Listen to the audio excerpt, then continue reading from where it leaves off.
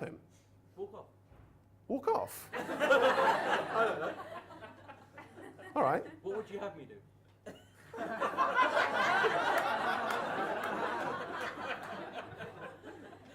You know what, Aslan? I don't know anymore. I've forgotten where I was going this. So help him walk away. Okay. So that is a normal thing would be to help him or walk away if you're John Terry. Slamsies. And this is what I heard at about 3 o'clock in the morning from the working man's pub below me. There's bloody lads, two of them falling out the pub. One of them collapses and the other one shouts for all the world to hear, "I'll moon for help!" I will moon for help. How does that even work? Is that like 3 short moons, 3 long moons, 3 short moons? Is that how a man moons for help? I mean, I think in a Freudian sense, the word, the act of mooning, in a way, is always a cry for help. But I've never heard it framed quite like that before. So I think I'm a negative person. I know I'm a negative person. For example, my New Year's resolution this year was to give up. To give up. But I think we can all.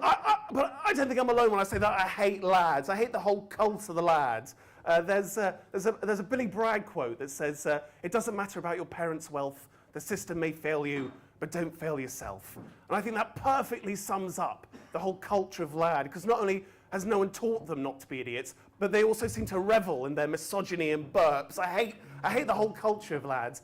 This is a true story. I was on a night bus in London. Now, I don't know if any of you have ever been on a night bus in London, but it's sort of like the train to Hogwarts. Sort of. But instead of going to sort of a brilliant and magical school, it's actually, for most of its occupants, going to prison. So I was on this night bus, and I was surrounded by these lads, and they had names like Dicko and Hench and Bazzer and Cockface. I don't know if his name actually was Cockface, but he did have a cock drawn on his face, so 2 and 2, I've made 4. And the immutable law of the night bus is that if there are people around you that you want to avoid, they will always get off at your stop. So I got off the night bus, followed by these bloody lads. But the thing is, we got off by this building site, and suddenly one of these lads ran over and grabbed this enormous net and started dragging it round, and suddenly his friends started pointing at me, going, "Net him, net him, net him." So this guy started coming after me with this giant net, but the thing is, it was a giant net, it was a huge net, and he could barely drag it, and the speed at which he was dragging it was exactly the same to which I was walking. So he walked up the street, exactly in parallel, while his friends were shouting, "Net him, net him, net him." It was like, I don't know if any of you have seen that scene in Indiana Jones where he's being chased by that boulder, right? Sort of imagine that scene, but it's a deleted scene because Indiana Jones and the boulder are going at precisely the same speed. Pretty boring. Now imagine that the boulder and all its mates are really drunk, right? And now imagine that the boulder is from a lower socioeconomic strata to Indiana Jones and is making him feel very awkward, despite the fact that he's a hero. That metaphor works. I don't know what they'd have done if they'd caught me, to be honest. I assume they'd have taken me back to their lair in Walkabout and turned me into one of them. I assume that's how they replicate. Cheers! I can hear you saying, "Cheers! When are you going to do some jokes? I've got jokes! I've got loads of jokes!" So here we go. These are my jokes. A lot of comedians don't need to prefix that, but I do, and you'll find out in just a minute. So these are my jokes. Knock, knock. Sorry, these are actually rhetorical jokes, if you could put down a little bit. Knock, knock.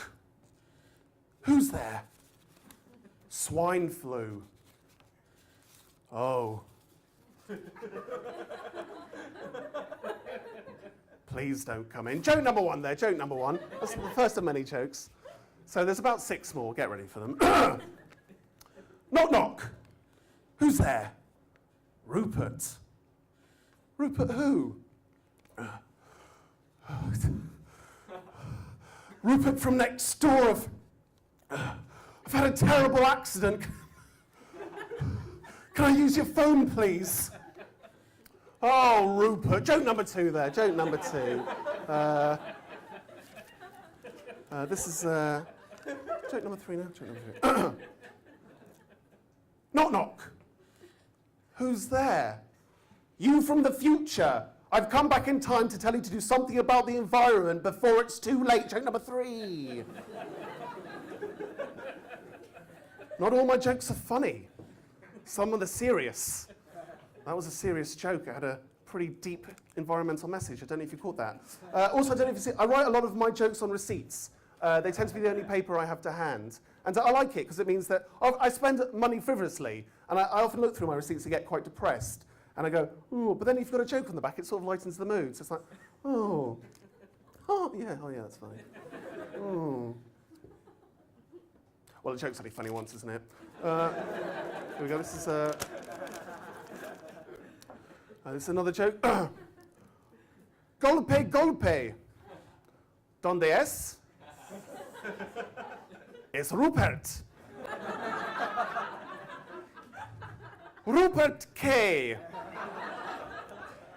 Es Rupert el Alaldo. He tenido un accidente. ¿Puede utilizar por su teléfono, por favor? Oi, Rupert! ¿Cuál es incorrecto con usted? No era mi aviria. No le creo. Por favor, usted debe ayudarme. No, Rupert. No esta vez. Por favor. No, Rupert. Por favor. No, Rupert. Por favor. No, Rupert. Soy cansado de esto diario. Diario la misma cosa. Me aburre de este Rupert. Oye, Rupert. Rupert. Rupert. ¿Esto será aceptable? Rupert, ¿qué he hecho? Lo he enterrado y nadie sabrá. Joke number 5 there, joke number 5.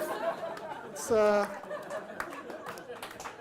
sort of a joke about how Spanish people are often a bit more passionate, aren't they? Well, quite a lot more. I mean, he killed Rupert there. I don't know why, I don't speak Spanish.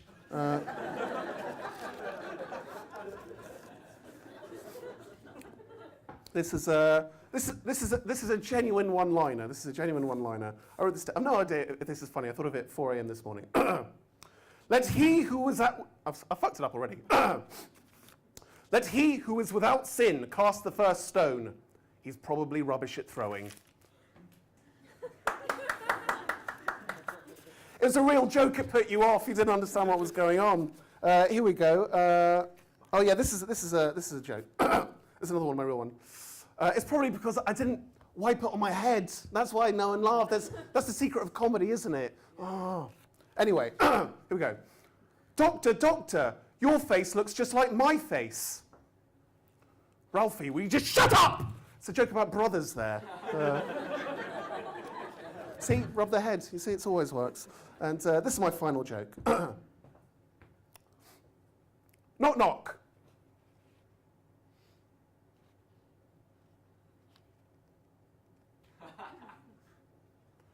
Knock, knock.